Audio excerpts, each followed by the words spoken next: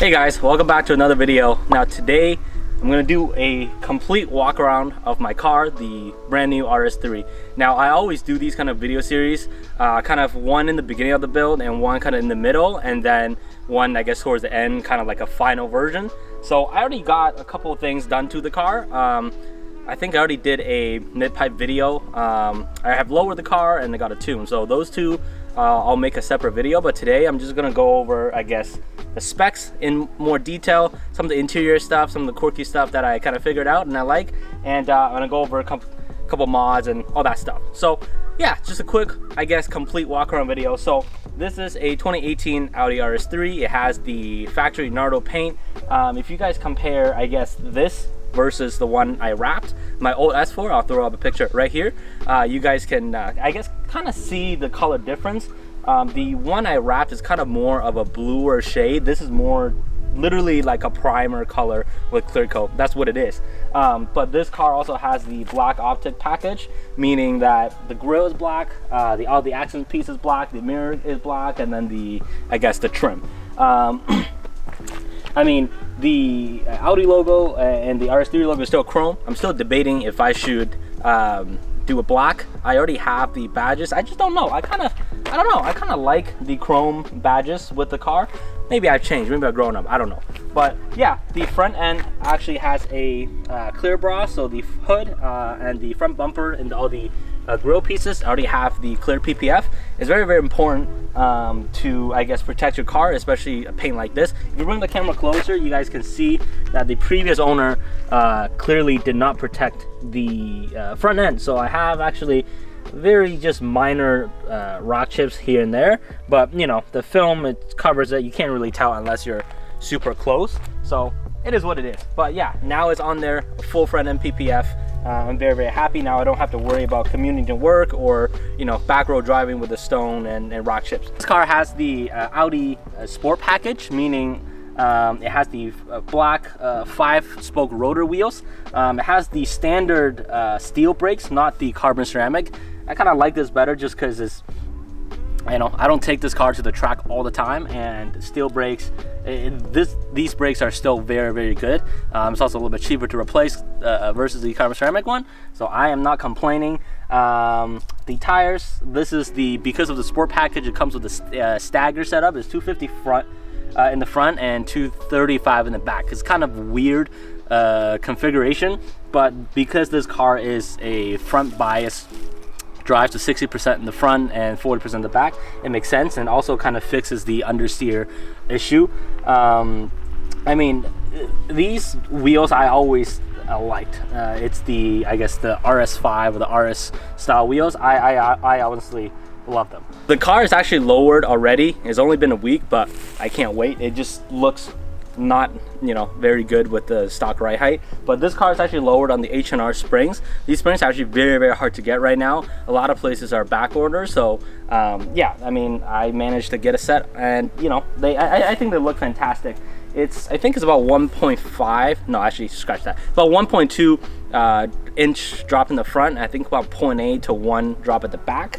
I am very happy with these springs, just because if you guys know the old S4, I kind of had to get coilovers just because the springs kind of created a reverse rake, so meaning the back's lower, the front is higher. I really, really hated that, so that's why I opted out for the coilovers.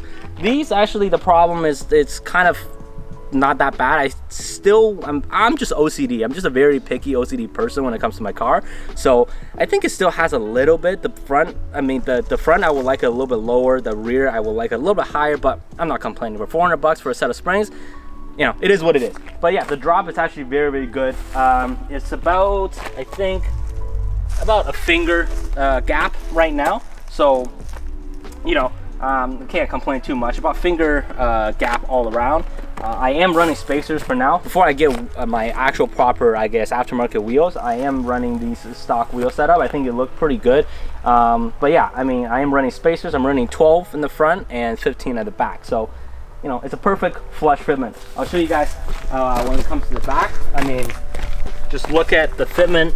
It is on point. Like, it is tucked, it's not rubbing at all, and it is freaking flush. So 12 in the front and 15 at the back. So let's take a look at what's under the hood, because this is literally why I spent, you know, 50 grand on this car. So this is the typical RS3 5-cylinder, the famous baby Lambo, the baby R8, that's what they call it, because it's literally V10 chopped in half. This engine just sounds so good. It makes tons of power, and even right now I'm on a stage 1 tune. I'm making about 500 horsepower just on the tune. I have no internal done, but it's just such a good engine. And this engine bay is just very, very clean to work on, right? You have the engine cover. These are all, I think, factory from the sport package, so it's carbon fiber engine covers. You have the air intake on the right side, and then you have your turbo inlet just down there. So I guess the next model will be a callus downpipe, and then after that I'm working something with 034 Motorsport, so very, very exciting things coming. But intake definitely got to go.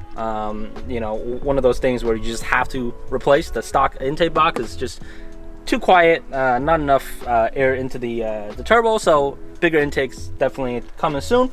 But yeah, I mean, it's just a beauty of an engine to look at. 5-cylinder, you know, tons of potential mods and lots of horsepower to come. So let's close the hood, and then we'll take a look. Now let's talk about the back of the car. I haven't changed too much. The car already has the, what do you call it, the little gloss black spoiler. It has the gloss black diffuser with the RS exhaust, the sport exhaust, so the tip is black. I mean, I haven't really done too much. I have a carbon fiber spoiler coming in. I have a callus downpipe coming in, and the RS Sport exhaust is pretty good. The diffuser wise, I don't know if I'm gonna change it. Maybe down the road, I'm probably gonna change, just because if I'm gonna have carbon fiber on top, I kind of want carbon fiber on the bottom just to match. But right now the car has a Unitronic mid pipe, so a secondary cat delete. I just got it done last week. I already made a video, so if you haven't checked that video, go to my description box and click that link and watch it. But let me give you guys a little rev.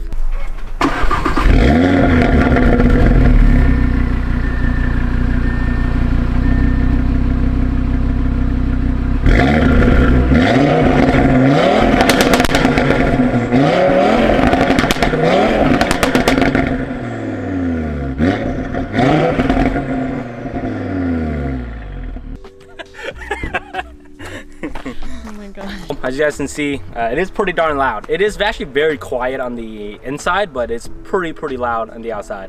But yeah, I mean, I only have the car for about a week, so you know, I already got lowered and the exhaust and everything. So what the hell? Anyways, yeah, I mean, I'm very happy with the progress that I'm making. I think I'm making the progress a little bit fast. I guess faster than I originally planned. My plan was to take this car very slow, mod it correctly, and kind of take you guys along the way. I am modding it correctly, but I'm just kind of spending all my money all at once, that type of thing. But I mean, I'm very happy with the car, how the car looks right now for what it is. I mean, it's just, the fitment is right, the you know, the spacers, how it lowered. But let's jump in the car right now, and then I'll tell you guys a little bit more about the interior and little quirky things here and there. So right now we're inside the car.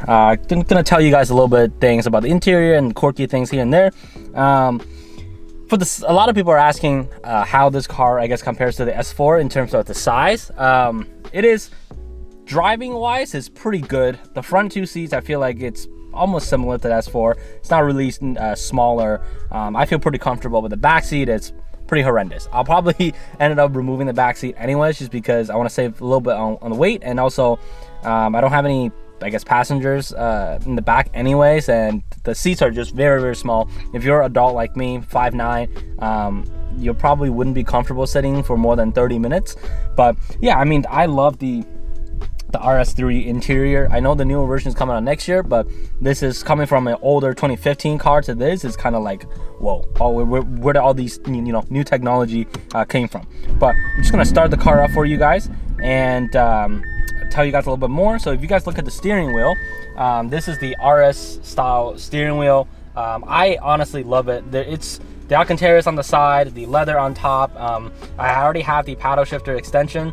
These are just some cheap ones, I think, from Amazon, but I'm probably gonna do a one-piece steering wheel anyway. So for now, I'll set up for these. If you do look at the infotainment system, I'm gonna take the camera over.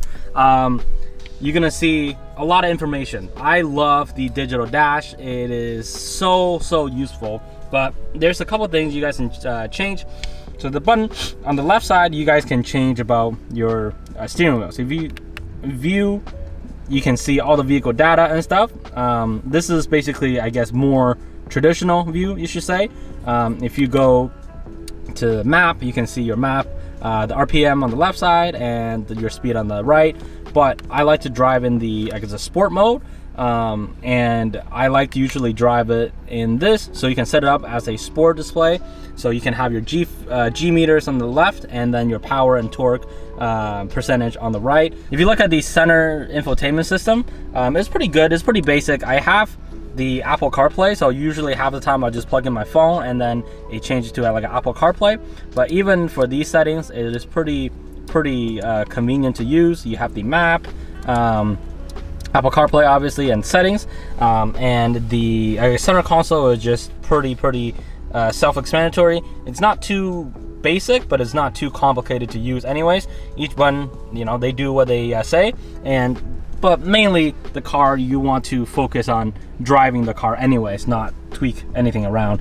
This is a lifesaver because RS3, the air vents, it is very different, so you can't really have normal vents, foam mount. So I got this, and now you can just put your phone like this, and I have the cable to connect it to the Apple CarPlay, so everything is voila, good to go. So interior wise, it's pretty good. It's not too fancy, but it gets the job done. Love the sport display. Half the time I don't even look at this, I just look at what's in front of me and what's on the screen as well. All right guys, I hope you guys enjoyed this video. You know, as I said earlier, I like to do one of these, I guess, walk around or mod list from the beginning and the middle, and then it's kind of the final version. I know there's nothing too I guess, modified about this car yet, but you know, I got a couple things I wanted to show you guys, more like the spec and stuff. But yeah, I hope you guys enjoyed this video. Give a thumbs up if you like it. If you love it, subscribe to the channel, and talk to you guys next time. Peace.